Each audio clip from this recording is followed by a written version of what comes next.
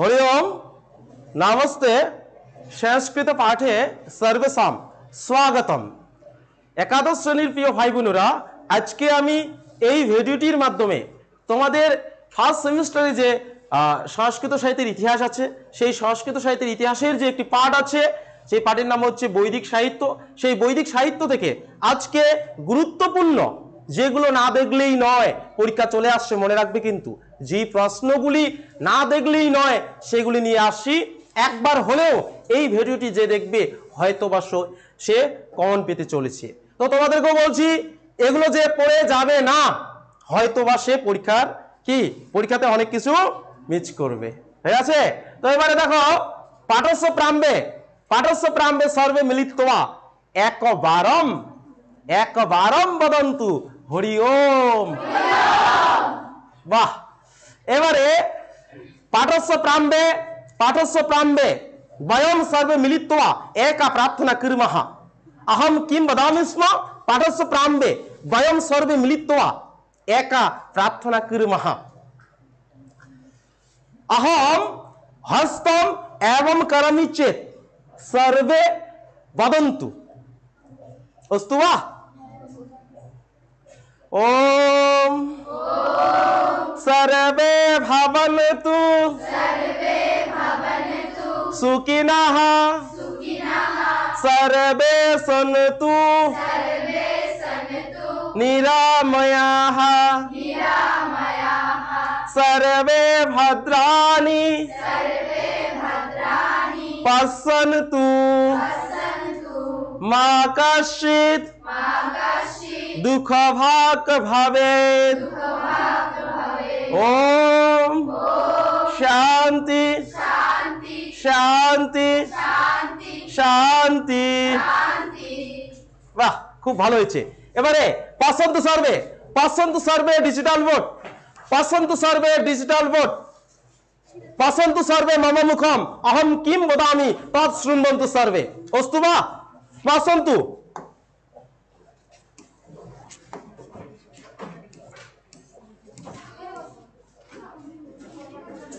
অদ্যতন পাঠে বয়ম সর্বে মিলিত্বা বৈদিক সাহিত্য পঠামহ। अहम किम वदामि अद्यतन पाठे सर्वे मिलित्वा वयम सर्वे मिलित्वा वैदिक साहित्य पठामः। আজকে আমরা আজকের পাঠে আজকের পড়ায় আমরা কি পড়তে চলেছি? বৈদিক সাহিত্য। বৈদিক সাহিত্যের কতগুলি প্রশ্ন আজকে তোমাদের দেখাবো যেগুলি না পড়লেই নয়, না দেখলেই নয়। হয়তো বা তোমরা এই যে ফার্স্ট সেমিস্টারে কমন পেতে চলেছো। সাহিত্যের ইতিহাসে কিন্তু তোমাদের 10 নম্বর থাকবে, মনে রাখবে। কত নম্বর বললাম? 10 নম্বর। ঠিক বললাম তো? পাক্কা? এবারে দেখো প্রথম প্রশ্ন কি দেওয়া আছে দেখো। ঋগ্বেদের কতগুলি মন্ডল আছে? কি দেওয়া আছে বলো তো? 10টি। কয়টি দেওয়া আছে?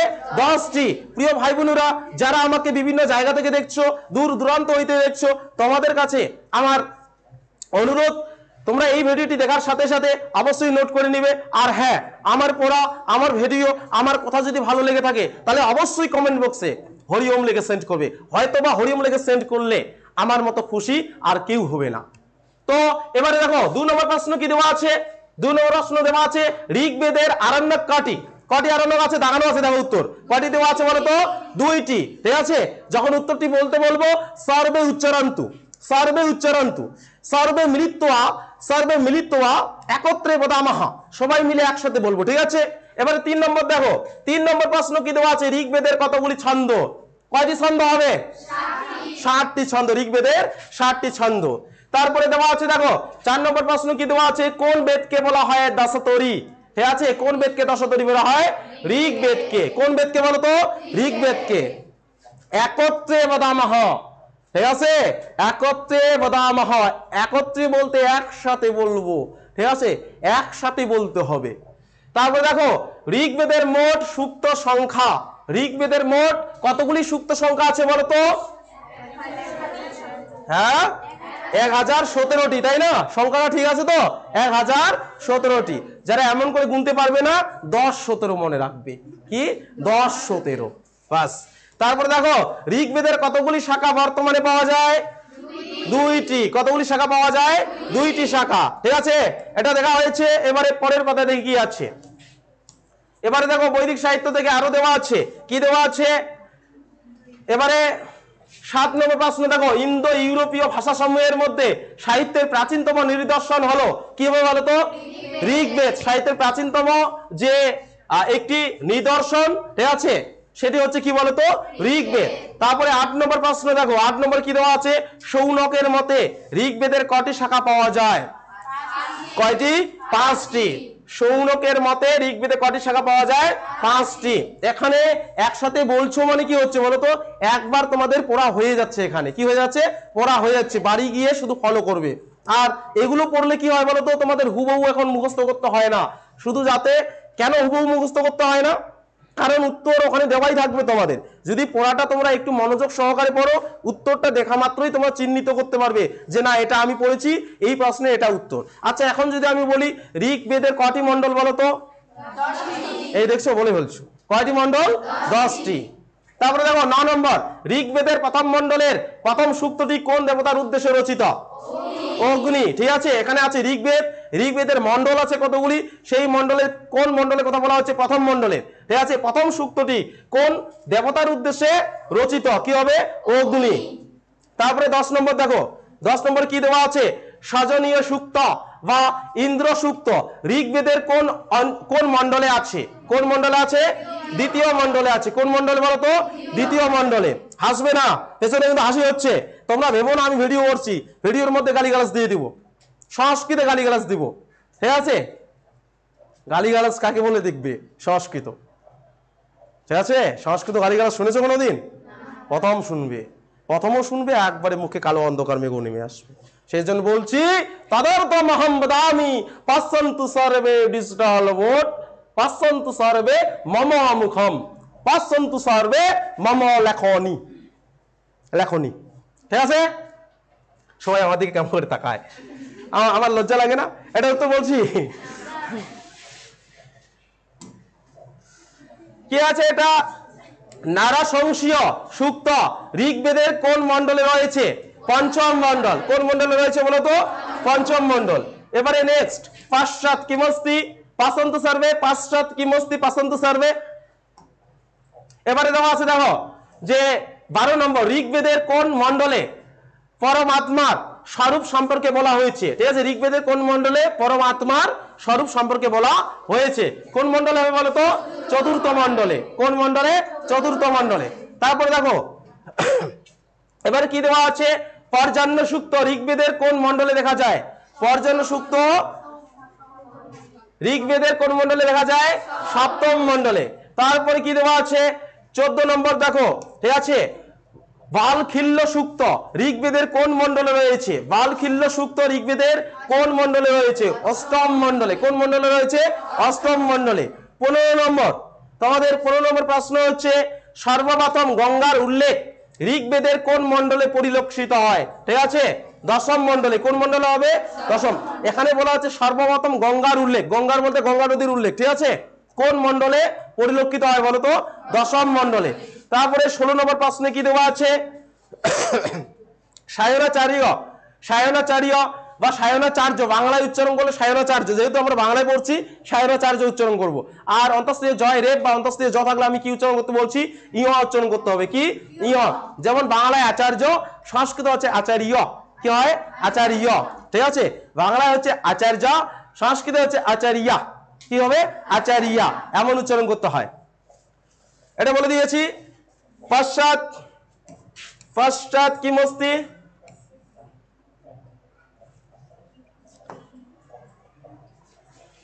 এবারে দেখো কি আছে, ঋগ্বেদের কতগুলি উপনিষদ? ঋগ্বেদের কতগুলি উপনিষদ? 2টি উপনিষদ। ঋগ্বেদের কয়টি উপনিষদ? 2টি উপনিষদ। এবারে 18 নম্বর প্রশ্ন দেখো, ঋগ শব্দের অর্থ কি হচ্ছে? ভূলোক। ঋগ শব্দের অর্থ কি? ভূলোক।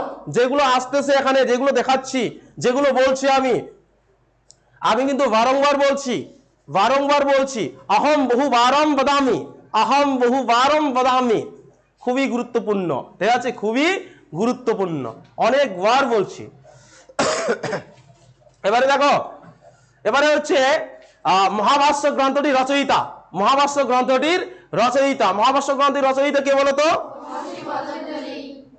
মহর্ষি পতঞ্জলি। কে দেওয়া আছে? মহর্ষি পতঞ্জলি। তারপরে দেখো কি আছে, ঋগ্বেদে কতবার কৃষির কথা বলা হয়েছে? ঋগ্বেদে কতবার কৃষির কথা বলা হয়েছে? 24 বার। কতবার বলো তো? 24 বার। 21 নম্বর প্রশ্ন দেখো, ঐতেরেয় উপনিষদের রচয়িতা, ঐতেরেয় উপনিষদের রচয়িতা কি দেওয়া আছে? ঐতেরেয় মহিদাস। কি দেওয়া আছে? ঐতেরেয় মহিদাস।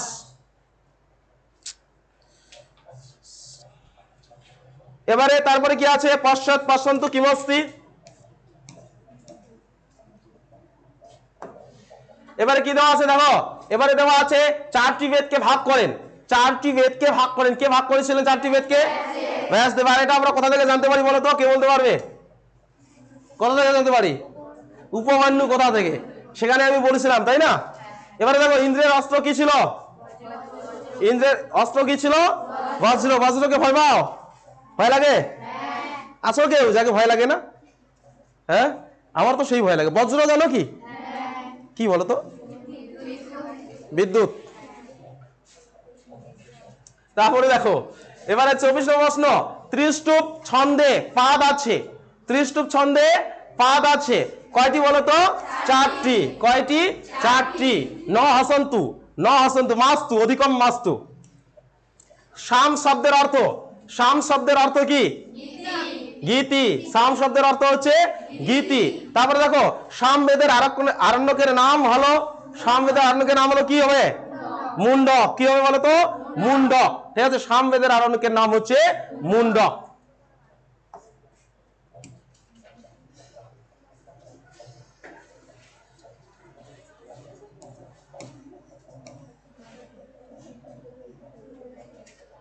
এবারে কি দেওয়া আছে দেখো, 27 নম্বর প্রশ্ন, সামবেদের মোট মন্ত্র সংখ্যা। সামবেদের মোট মন্ত্র সংখ্যা কয়টি দেওয়া আছে? 1810টি। সামবেদের মোট মন্ত্র সংখ্যা হচ্ছে 1810টি। তারপরে দেখো 28 নম্বর, জৈমিনীয় কোন বেদের শাখা? জৈমিনীয় কোন বেদের শাখা? কি আছে? সামবেদের। জৈমিনীয় কোন বেদের শাখা? সামবেদের। তারপরে দেখো, সামন শব্দের অর্থ কি? কি দেওয়া আছে? সামন শব্দের অর্থ হচ্ছে সুর। তারপরে মন্ত্র ব্রাহ্মণের অপর নাম কি? মন্ত্র ব্রাহ্মণের অপর নাম কি? কি দেওয়া আছে? ছান্দজ্ঞ ব্রাহ্মণ। ঠিক আছে, কি দেওয়া আছে? ছান্দজ্ঞ ব্রাহ্মণ। অনেকে উচ্চারণ করছো না, সর্বে উচ্চারন্তু ছান্দজ্ঞ ব্রাহ্মণ। ছান্দজ্ঞ ব্রাহ্মণ। ছান্দজ্ঞ ওটা আবার পরে। তারপরে দেখো, ছান্দজ্ঞ উপনিষদের মন্ত্র আছে কটি? মন্ত্র আছে দেখো 628টি। কটি দেওয়া আছে? 628টি।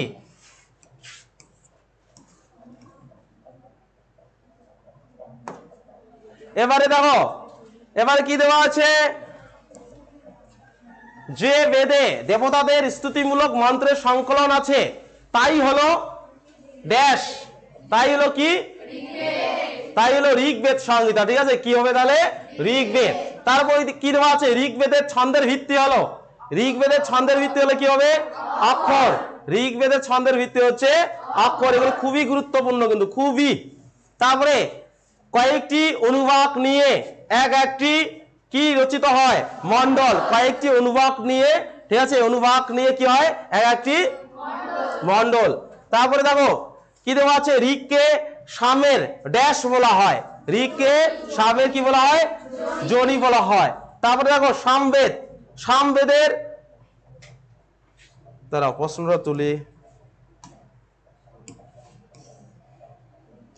সামবেদের, ঠিক আছে, তারপরে ওখানে ড্যাশ দেওয়া নেই। হ্যাঁ, কি দেওয়া আছে? সামবেদের কি হবে বলো তো?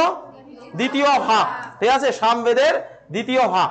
তারপরে এবারে পরে দেখো নেক্সট,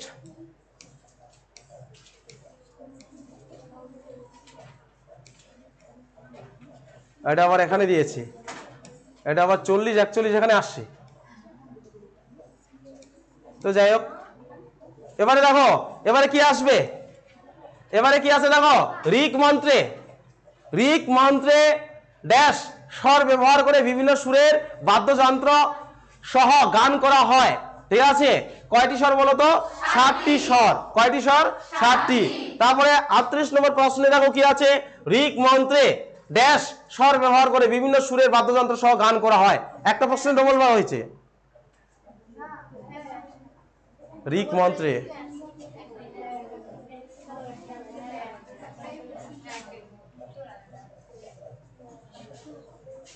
যাই হোক, এটা ভুল আছে, হ্যাঁ এটা দেওয়া, ঠিক আছে, এই প্রশ্নটা ঢুকে গেছে। তো এবারে দেখো যেটা আছে, এবারে নেক্সট, পাশ্চাৎ পাশন্তু জাত বেদা কার আরেকটি রূপ, কি দেওয়া আছে, জাত বেদা কার আরেকটি রূপ কি আছে, অগ্নি, ঠিক আছে, অগ্নির আরেকটি রূপ হচ্ছে জাত বেদা। এবারে নেক্সট কি আছে, এবারে দেখো স্তম্ভ, স্তম্ভ মেলাও, ঠিক আছে, কি দেওয়া আছে, স্তম্ভ মেলাও, এই স্তম্ভ মেলাও তোমরা হচ্ছে দেখে নিবে একটু, ঠিক আছে, এখানে কি দেওয়া আছে দেখো, এখানে এটার যে উত্তর, ঠিক আছে, উত্তরটা বলে দিচ্ছি, মিলিয়ে নিবে তোমরা। এই যে সি নম্বর, ঠিক আছে, উপরেও দেওয়া আছে দেখো, এটার হচ্ছে এই দিকের হচ্ছে বি, ঠিক আছে, ওই দিকের হচ্ছে সি দেওয়া আছে। এবারে দেখো এবারে কি দেওয়া আছে এখানে, এটা তাহলে কি হবে, একের কি হচ্ছে সি, তারপরে হচ্ছে দুইয়ের, এটা এইদিকে এটা বি আছে না, তাই তো বলি।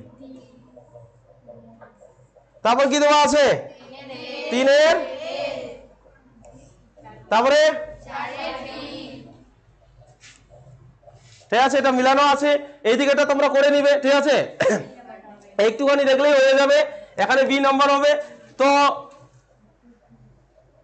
আজকে হচ্ছে বৈদিক সাহিত্যের আশা করছি এই কয়েকটি প্রশ্ন, 40টি প্রশ্ন যদি তোমরা ফলো করো, আশা করছি তোমরা পেয়ে যাবে, ঠিক আছে, এখান থেকে পেয়ে যাবে। আর প্রিয় ভাই বোনেরা যারা আমাকে এই ভিডিওটির মাধ্যমে দেখছো, এই মুহূর্তে দেখছো, তোমাদেরকেও আমি এতটুকু আশ্বাস বা বিশ্বাস দিতে পারি যে বৈদিক সাহিত্য থেকে এই প্রশ্নগুলি, এই ভিডিওটির মাধ্যমে যে প্রশ্নগুলি আমি আলোচনা করলাম, খুবই গুরুত্বপূর্ণ। তো সর্বে মিলিত্বা একবারম বদন্তু, কিম বদন্তু, সর্বে মিলিত্বা একবারম বদন্তু পুনঃ মিলনঃ। প্রিয় ভাই বোনেরা যারা আমাকে ভিডিওটির মাধ্যমে দেখছো বা দেখলে, তোমাদেরকেও পুনঃ মিলনঃ, আবারও দেখা হবে। তো ঠিক আছে, ধন্যবাদ।